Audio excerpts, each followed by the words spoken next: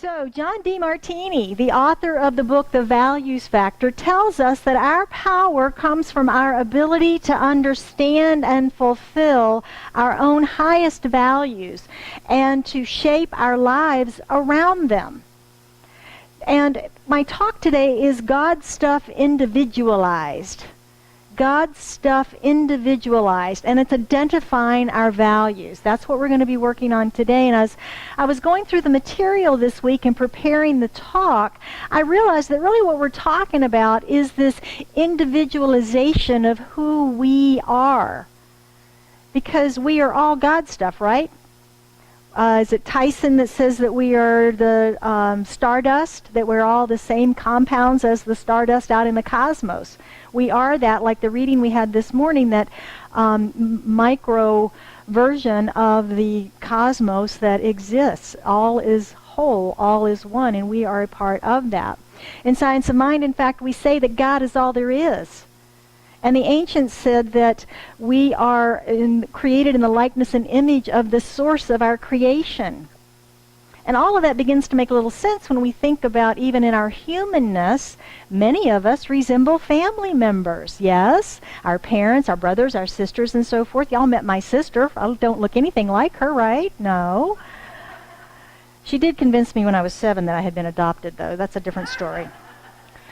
But, yeah, created in the likeness and image, and we see that, so it makes sense to us in our human realm that we are in the likeness of our family members and our human form. So in the likeness of the divine within that wholeness, that is our spiritual nature.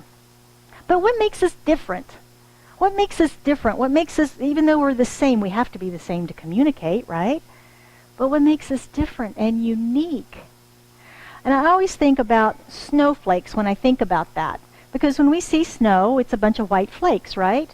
But when we look at them magnified, they're beautiful, aren't they? Each one individualized in that crystal formation, so many different forms. And they are just beautiful, just like we are as individuals, right? And that's the concept in the science of mind that is multiplicity in unity. Multiplicity in that unity. And that's why we say God is all there is and everything is in that one and in that wholeness. So our individualization is perhaps the way that we view the different processes in life, maybe. Things like our values, which is what we're talking about all this month, our values. And I think when we think about values, most of us, I know I did before reading this material, thought about them in the social idealism aspect of values. And those of course, are the principles and standards by which a culture lives. And that makes sense, because those are good things. Appreciation, caring, commitment, courtesy, loyalty, honesty. All very valuable cultural ideals by which to live. But does it motivate you to get up in the morning and go take on the world? You know, my honesty today is going to motivate me to go.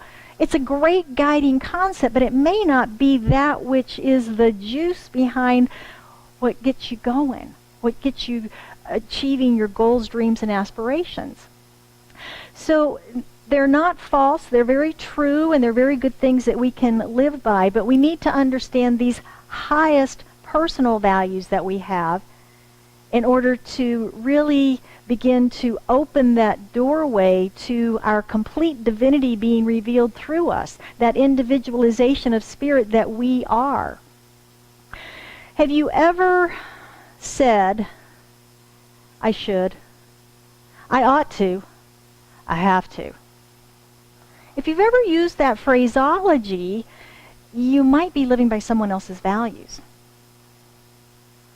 When you fail at something, or you don't do something that you think you should be doing, do you experience anger, blame, criticism, despair towards yourself? Idea of guilt, failure? I can't believe I didn't get that done. I can't believe that didn't work. Yeah, I think we do experience that. We beat ourselves up. We feel disappointment in ourselves because we didn't get it done. How about the old adage, well, I tried, but I just didn't get around to it? Anybody ever seen one of these? I got one of those. I got one of those as a gift a long time ago because that was my thing. Oh, I didn't get around to that. I didn't get around to that. I'll get to it. I didn't get around to it. And somebody gave me around to it one day and said, now you have one, get it done. But getting around to things, why do we procrastinate? Why don't we get things done? Is it because it's not really something that's a high value for us? Maybe. Dr. John says, if you say you want to do something but you are not doing it, your actions reveal that this activity is not really important to you. Ouch. Truth? Yeah. So now we get to have some experiential fun today. I want you to recall back to December 31st. We had a big burning bowl ceremony. Remember, we burned away all the 2017 stuff and we set new intentions for 2018. That was almost 3 months ago. We're in the end of the first quarter of 2018. Where are you with those intentions?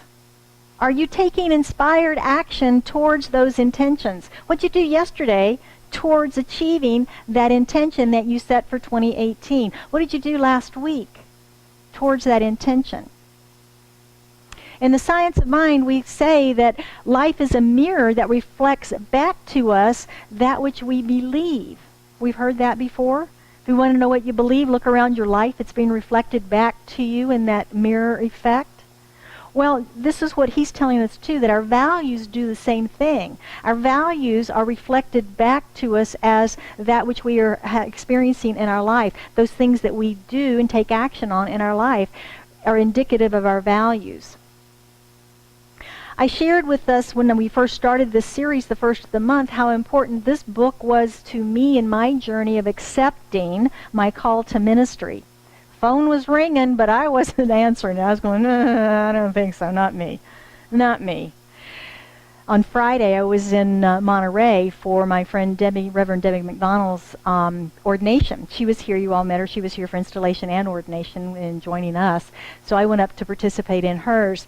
And Reverend Dr. Catherine Economo was the participating minister, I guess that's what they call it. But she was sort of the MC of the thing. And she was also the former dean of the Holmes Institute, where I got my education in ministry. So she was sharing stories about ministers, always fun. And she was saying that many times an applicant, before they were an applicant, would talk to her about, well, maybe, what if, what does it look like? No, not for me. And she would see the light in them, and she would invite them to apply and come into ministerial school. And she said, 9 times out of 10, it wasn't just a no, it was a hell no, And the same was true of my friend Debbie. She said, absolutely no way, no how am I going to become a minister and disrupt my life? That's just not going to happen. And about a month later, the application came floating across her desk. So I was at that point of, no way, not going to do it, not mine to do. And it wouldn't go away. It wouldn't go away. So I did what I do. I began to go deeper with it and begin to say, okay, let's talk about this. What is this really all about? Is this truly something for me, or is this something that is a passing thing, right? Don't ever ask Spirit that question, by the way. So I felt to go to this workshop with Dr. John DeMartini, and I did, and I heard him speak, and I bought his book, and I took it home and I did the work in the book. There's a lot of exercises in it, and I did those, and in it there is a series of 13 questions. And in answering those questions, I got very, very clear on what my true values were, and got very, very clear that ministry was a call for me. It was a call for me to answer and to say yes to. And I did. But what I want to do today is share with you these 13 questions. That's a lot to cover. So we're going to do briefly, we're going to do a very high level of this.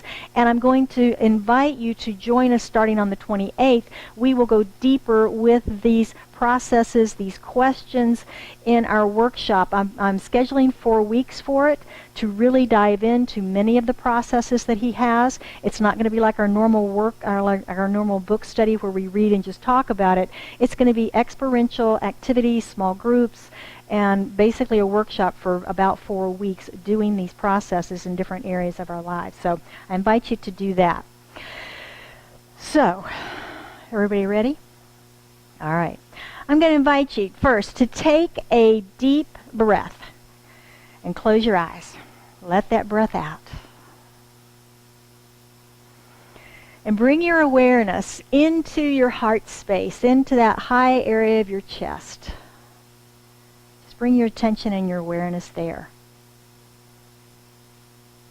And ask yourself, who am I? Who am I?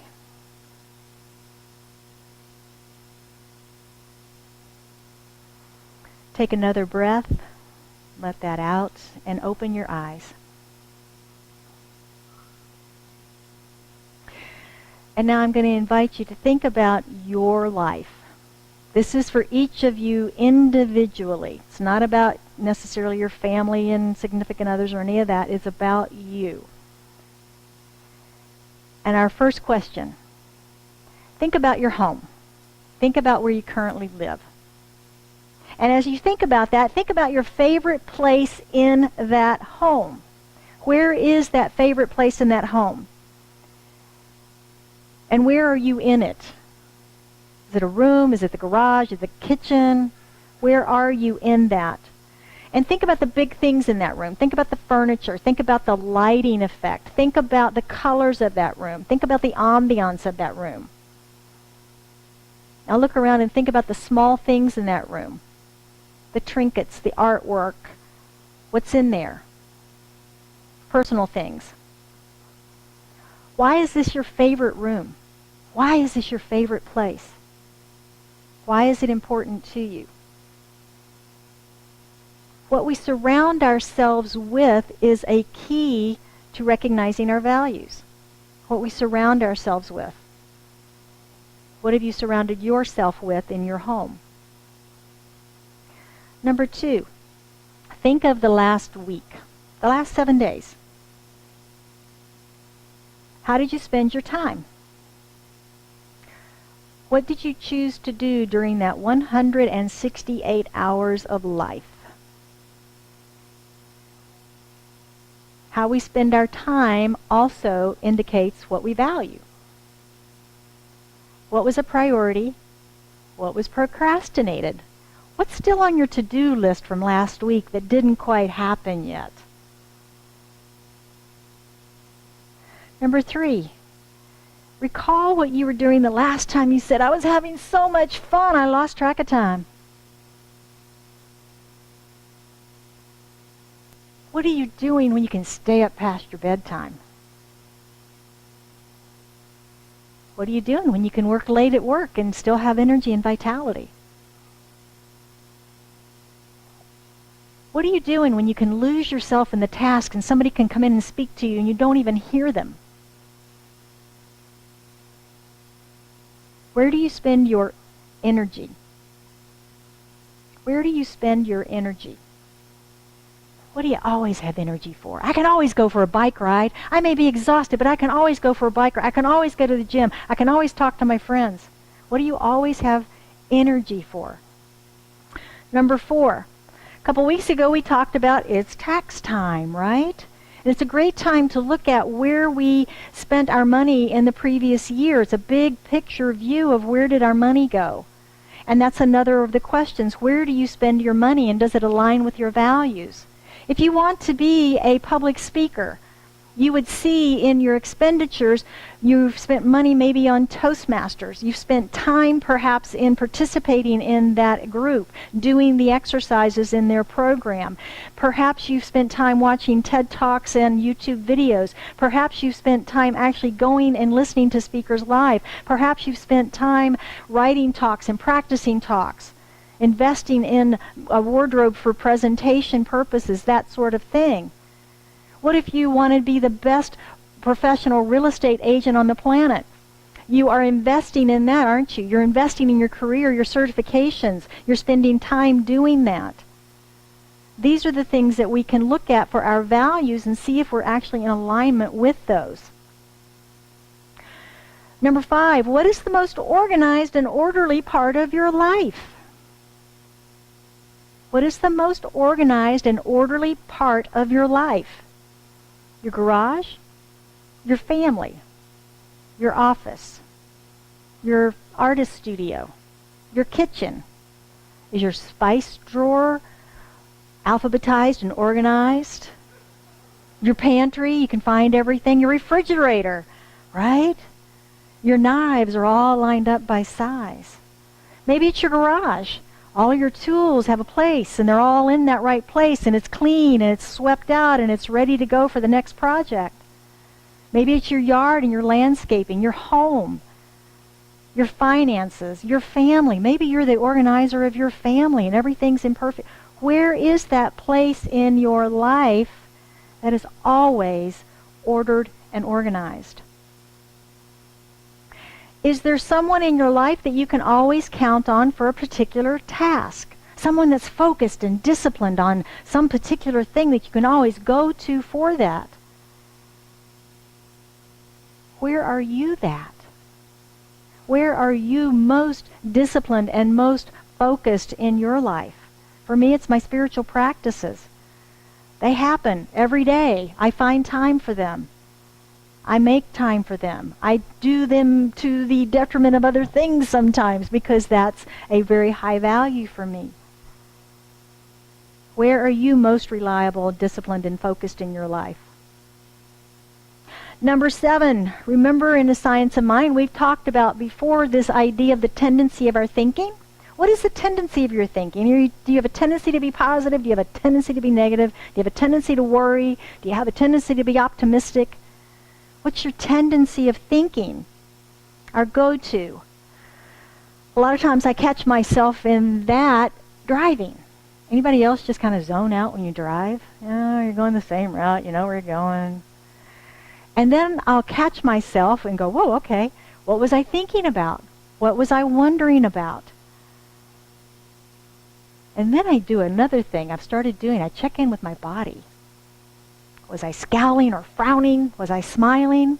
Were my shoulders up? Was I tense? Was I relaxed? What effect was my thinking having on my physical form? Because they're related, right? Mind-body connection. Yeah. So what do you think about? What is your innermost dominant thought? It's another way to determine some values. Number 8, heard of visualization? Sure, we teach a class on it here. And visualization is basically holding something in our mind in order to eventually experience it. I've used the example of my beloved music stand for years, that it was an idea first in someone's mind before it ever got manufactured. And this is spiritual teaching as well, is that thought becomes form. We first think a thought before we see it in form. And that's this idea is of visualization. What are you visualizing in your life for today, tomorrow, 5 years, 10 years, 20 years? What are you visualizing in your life to bring forward for you? Number 9, the question is very similar to tendency of your thinking, and it is, what is your internal dialogue? What is your internal dialogue? What do you talk to yourself about? Now, this is different from the inner critic that, chews on your ear sometimes. This is, what do you talk to yourself about? You go back and forth, you question, you seek answers. You're having that dialogue with yourself about something. What is that dialogue about? What do you talk to yourself about? Health, money, fitness. Who am I? The existence of God. What are the conversations that you have with yourself? Have you ever been to a party? Social engagement, social environment, anything? Nobody? Wow, really? I thought you were more social than that. What do you talk about? What do you talk about socially? Friday night, as I said, I was at the ordination. There was a nice reception afterwards. And in preparation for this, I was just sort of observing the different groups and tables that were all around the room and eavesdropping a little bit on the different conversations that were happening. And it was very interesting. There was, if it was a group of ministers, there was a particular type of conversation. If there was board members or congregants from the community that was celebrating, next door was some family members. And then over here was the group of Seaside folks that had come up to celebrate Debbie because she had grown up in Seaside. And they came up to celebrate her. So all of these different conversations had different topics. And you could watch how people would come in and leave. And if that didn't resonate with them, they'd leave. Have you ever done that? Gone into a conversation and gone, or been drawn in and really want to participate in it. Why do we do that? There's something we value, we find valuable in that. So what do you talk about socially is another key to this idea of finding our values. Number 11, who or what inspires you? Who or what inspires you? Who are your heroes, your sheroes? People or events that we're drawn to for inspiration. Someone in the business world, social, political, perhaps it's spiritual, motivational, music, art. What inspires you? And the beauty is we're all different. We're all different in that which inspires us. What do you like most on social media, or what do you post most about on social media? Other clues we can look at in our modern world today. Number 12, in January, we're back again, setting those intentions for 2018. We talked about the differences between fantasies of wouldn't it be nice to have more money, and in actually belief and manifestation of taking the inspired action to actually create more financial good in our lives, to create better health in our lives, to create a relationship in our lives, to actually take those inspired actions, or wouldn't it be nice? And that's what he's talking about here, is what are your consistent long-term goals that you are seeing progress with? I think that's the key in that question, is that you're actually seeing progress with because you're taking action on. It's not just a wish that's been on our resolutions for the last 10 years of things we'd really like to see come forward in the new year. It's something we're actually willing to work on and take inspired action to see made manifest in our lives. And then finally, anybody get on the internet ever? No, right? Okay, if you have Google search page pops up. And many of us have bookmarks across the top of places we like to frequent, right? And you can click on that and go right to that site. So, who inspires you there? What do you like to read or study or research? What do you love to learn about? Anybody watch Discovery Channel? Are you drawn to certain ones and not others? Yeah. You watch every car show on television? You watch every golf event on television? You watch every baseball game? I mean, what are you drawn to? What's important to you? These are the things that lead us to understanding our values. What do you like to study? For me, that was an easy one. My home is filled with spiritual, metaphysical, and motivational books. I like to read and study about this stuff. Aren't you lucky? I love to learn about self-realization of our human beingness. For me, that's a big charge. That's one of my top values, is learning about self-realization and sharing that with you guys, with everybody, with the world. That was quick, huh? Did you get that all down? It's an overview. It is just an overview of, you can see the depth that we can and will explore these questions starting in the workshop. This is not a commercial for the workshop. It really is an overview of what is in this book and what's available to us as the tools and practices that we can use. So now that you've got this list of 16 gobbledygook, seemingly disjointed things, what do we do with it? Well, the first thing we do is we look at it and we go, oh, look, there's some things that repeat. There's some things that repeat. And then we begin to prioritize and of course sort of set those off in buckets. Oh, these go together and these go together. And then you're going to come to Wednesday night and we're going to do the rest of the work. Okay, as long as we know that. But that is the way, is to actually delve into those. I spent a lot of time myself working on through all of those questions to discover that I surround myself with spiritual things in my home. I surround myself with spiritual and motivational books. I dedicate and always have time and energy for my spiritual practices. When I begin to put those things together, this call that I had heard began to make sense to me. What is your call? What is beginning to make sense to you? What is the direction of your life to achieve your dreams? To be the best God stuff manifestation that you can be. Let's move forward and look at becoming more clear in our highest values through practicing our principles. So one of the ideas is to ask your friends. Ask your friends.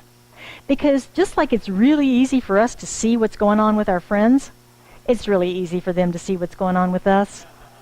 Yeah. So if you tell them, hey, I'm doing this list of questions, I'm investigating my highest values, and I've come up with this list, would you talk with me about them and help me prioritize them? Because you know me pretty well. Because what happens? We get into areas of, this is what I'd really like it to be, but I'm living like this. And our friends will tell us, yeah, but you're living like this. This is how you show up. This is what you really do. This is what you really say. But this is what I aspire to. Well, that's great. We'll figure out in our workshop ways that we can align those so that you're actually being comes into alignment and is supported by where you want to be and how you want to be. Number 2, spiritual practices. Spiritual practices, taking all of those lists and conversations and things into your meditation and contemplation, your journaling, and actually listening for your higher wisdom to help part that veil so that you can see more clearly how these operate in your life, how you operate within them already, so that you can then again take that inspired action. This is where we discover that individualization of our God stuff. And then we can take that action on it. Number 3, align your highest values with your goals to live that inspired destiny. And again, once we're clear on this, we can see where we're not in alignment and we can find ways to bring that into alignment. Just like our car, when we're in alignment, it drives a lot smoother, doesn't it? It's a lot easier drive when it's in alignment than not. And we are too. We're a much smoother ride when we're in alignment, definitely. And this one reminds me of an example that John spoke in his workshop the night that I attended, and also it's in the book. And he says that he does not cook, drive, or do domestic chores, because those are not his highest values. And by living his highest values, he has been able to manifest a lifestyle where he doesn't have to do that anymore, right? But think about it. If you really, really, really dislike driving, in Phoenix, Arizona right now, I could pick up my phone and dial up the Lyft or Uber app, and within 5 minutes, I can have a ride to any place I want to go in this valley. Billed right to my credit card, right? I get rid of the car payment, the insurance, the maintenance, the space it takes up in my garage. Think what I could do with all that space. And blah, blah, blah. So if you truly want to gain that extra, I'd gain an hour when I drive down to my office, my real estate office. I'd have 30 minutes of peace and quiet to do more reading and studying, connecting with people. Things that are in my higher goals, right?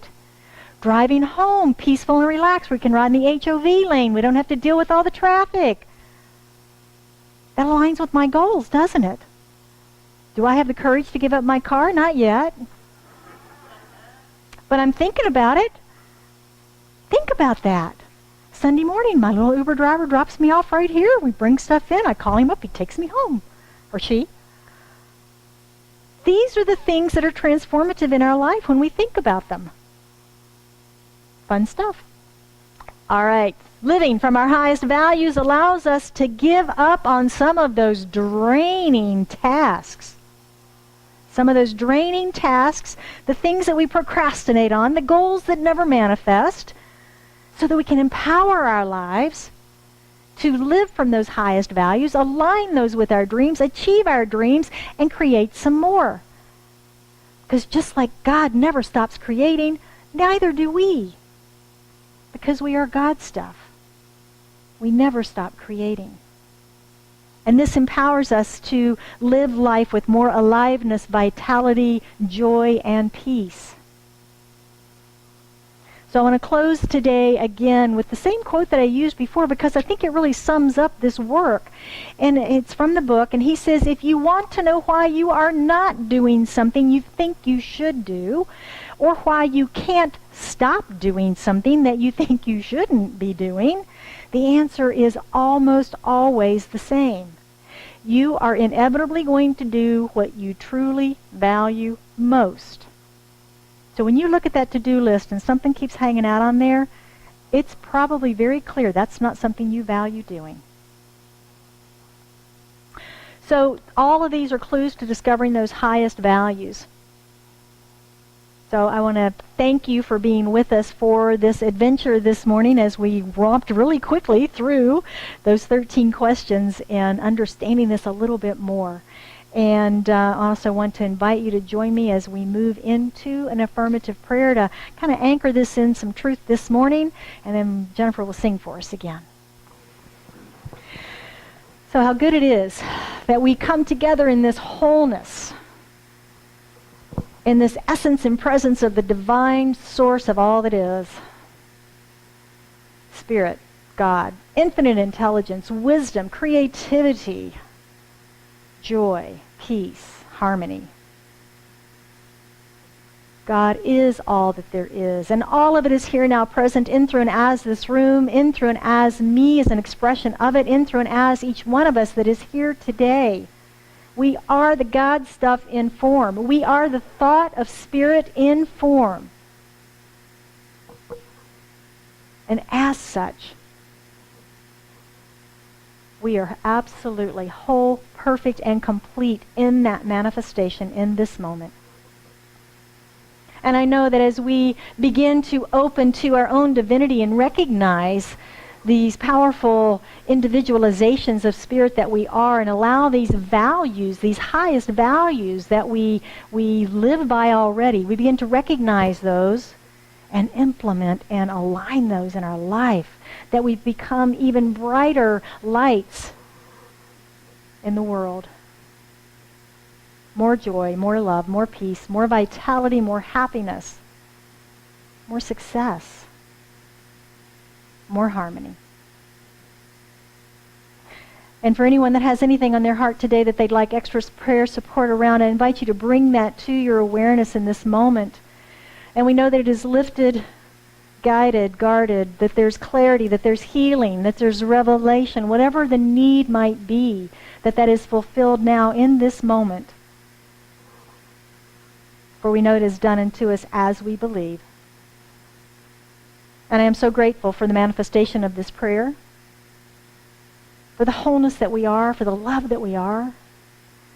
And I just release this into the activity of law, into the action of universal law, into the mind of God, knowing that it is done, it is so. For the word spoken is the word made manifest, and we affirm this together by saying, and so it is.